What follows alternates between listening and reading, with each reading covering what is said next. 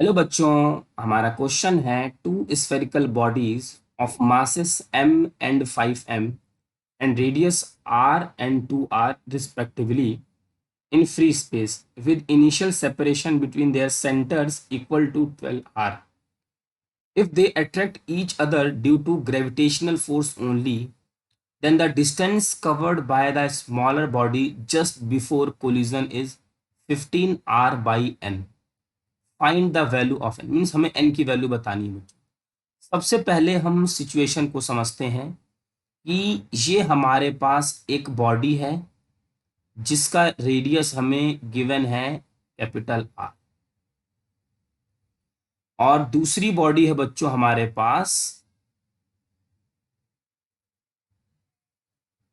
दूसरी बॉडी है जिसका रेडियस है हमारे पास 2r, और हमें ये डिस्टेंस बच्चों गिवन है, सेंटर से लेकर सेंटर तक की डिस्टेंस है 12r। अब क्या होगा अगर सेंटर से सेंटर डिस्टेंस 12r है तो बच्चों ये रहा r और ये रहा 2r, तो इसमें 3r तो खत्म हो जाएगा। मीन्स ये डिस्टेंस हमारी बच जाएगी 9r के इक्वल, क्योंकि कोलिजन तो यहां पे होगा ना, इनके सरफेस का कोलिजन होगा। अब इन दोनों मास की वैल्यू हमारी क्या है, अलग अलग। ये है हमारा m मास और ये है हमारा 5m। मीन्स दोनों अलग अलग डिस्टेंस कवर करेंगे। ये डिस्टेंस मान लीजिए बच्चों, मान लीजिए यहां पे इनका कोलिजन हो रहा है, ये x1 डिस्टेंस कवर करेगा, मान लीजिए ये x2 डिस्टेंस कवर करेगा, और हमें यहाँ पे x1 की वैल्यू बतानी है।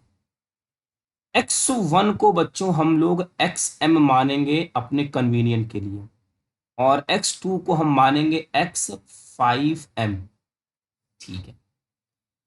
अब बच्चों यहाँ पे जो इनके बीच में लगने वाला फोर्स का फॉर्मूला होगा, मीन्स ग्रेविटेशनल फोर्स का Gm 5m अपॉन आर का स्क्वायर, ये हमारा जनरल फॉर्मूला होता है Gm1m2/r²।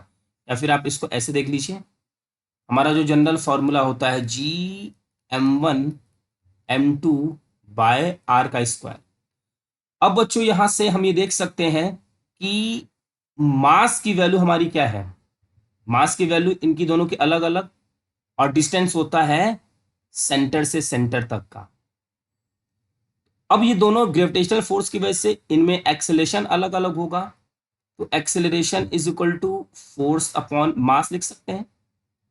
दोनों पे लगने वाला ग्रेविटेशनल फोर्स इक्वल होगा, ये जितना बच्चों फोर्स लगाएगा इसके ऊपर, ये वाला बॉडी भी इसके ऊपर उतना ही फोर्स लगाएगा। मीन्स फोर्स तो दोनों में सेम। हम ये कह सकते हैं acceleration is inversely proportional to m।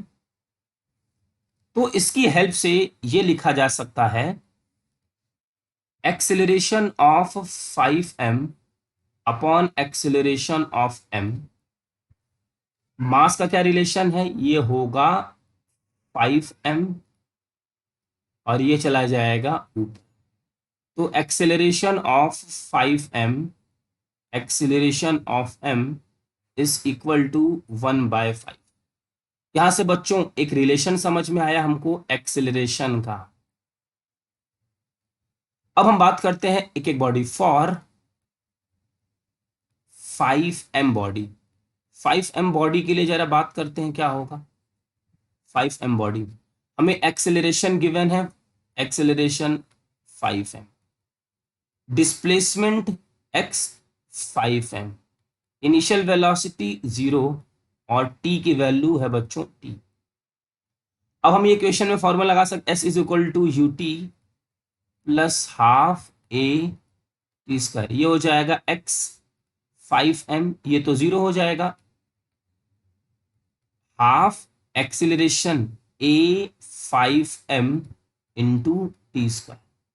तो x 5m is equal to a/2 5m t square. ये रही हमारी इक्वेशन नंबर 1। अब बच्चों हम लिख सकते हैं फॉर m बॉडी, जो हमारी m बॉडी है उसके लिए एक्सेलरेशन हमें गिवन है am, displacement xm, initial velocity 0, और टाइम बच्चों दोनों सेम ट्रेवल करेंगे। जितनी देर में ये यहाँ पहुंचेगा उतनी देर में ये यहाँ पहुंच जाएगा, ध्यान रखेंगे हम इस चीज। तो S is equal to u t plus half a t square, ये हो जाएगा एक्स एम, ये हमारा 0 plus half a m t square, और एक्स एम की वैल्यू आ जाएगी a m by 2 into t square. ये रहा हमारा सेकेंड इक्वेशन। अब दोनों में टी तो बच्चों सेम है, अब इन दोनों को डिवाइड कर दिया जाए। दोनों इक्वेशन को हम डिवाइड कर देते हैं। डिवाइड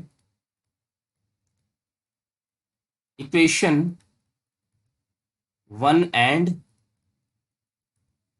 2, ये हो जाएगा x5m upon x m is equal to a5m by 2 into t square और a m t square by 2, ये कैंसिल आउट, और x5m upon x m a5m upon a m, a5m upon a m बच्चों इसकी value है 1/5।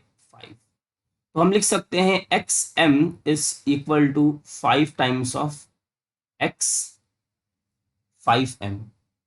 ठीक है, यहां से ये लिखा जा सकता है, यहां से हमने क्या किया है, क्रॉस मल्टीप्लाई किया है, तो एक्स एम की वैल्यू आ गई है 5x5m। अब ये जो x1 प्लस x2 है किसके इक्वल है, x1 plus x2 means x5, यहां से हम लिख सकते हैं क्या ऐसा, x5m plus xm is equal to 9r। हमें बताना है xm की वैल्यू, छोटे वाली की वैल्यू बतानी है, तो हम यहां से x5m कहाँ, यहां लिख लेते हैं, x5m is equal to xm by 5 लिखा जा सकता है यहां से। तो x5m की जगह लिख सकते हैं xm by 5 plus xm is equal to 9r। बच्चों इसका एलसीएम लेंगे तो 6xm bye 5 is equal to 9r, तो ये हो जाएगा 6xm इज इक्वल टू 9 5 जा 45r। और यहां से यहां लिख लेते हैं xm की वैल्यू आ जाएगी 45r बाय 6, और ये हो जाएगा 15r बाय 2, और xm की जो वैल्यू आएगी बच्चों ये n इसके साथ अगर हम कंपेयर करेंगे ये हो जाएगी 2। आई होप कि आपको ये बहुत ही अच्छा सा क्वेश्चन बच्चों समझ में आ गया होगा। हमारा आंसर है 2। Thank you.